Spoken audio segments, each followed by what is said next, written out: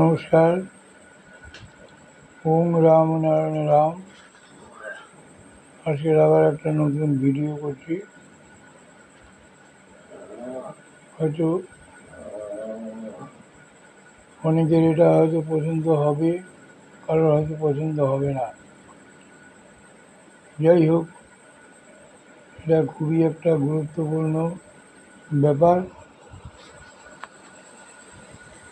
না বলতে আমি বোঝাতে চাইছি যে আমাদের যে সুভাষ বোসের ব্যাপারে একটু বলছি।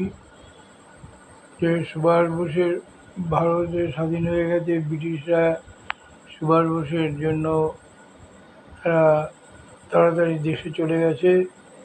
যাই সেসব তর্কে বিতর্কে আসছি না, তবে বালক ব্রহ্মচারীর নামটা নিতেই হয়,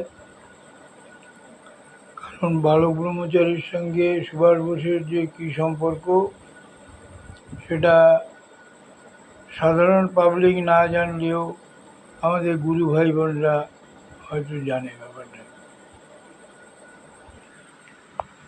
এবং সুভাষ বোসকে তিনি ভালোবাসতেন, এবং সুভাষ বোসের যে আদর্শ বা তার যে কর্মকাণ্ড সেগুলোকে আমাদের পরম পিতা বালক ব্রহ্মচারী উনি সমর্থন করতেন।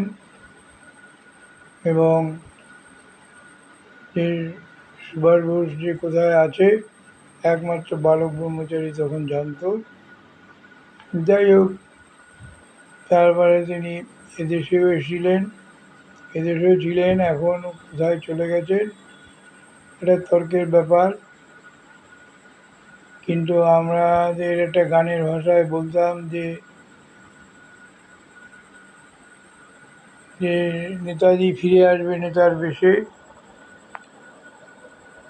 আর বালক ব্রহ্মচারীর ব্যাপারটাও আপনারা জানেন যে তথাকথিত একটা বামফ্রন্ট নামক একটা সরকার ছিল, 34 বছরে অপশাসন ত্যাগ করে চলে গেছে। এখন নতুন নতুন তারা মিডিয়াতে এসে বলছে যে আমরা কোনো চুরি চাঁচড়ামি করিনি, আমাদের কোনো যোগ্য অযোগ্য কিছু ছিল না, চাকরি বাকরি সবাই সুস্থ সমস্ত।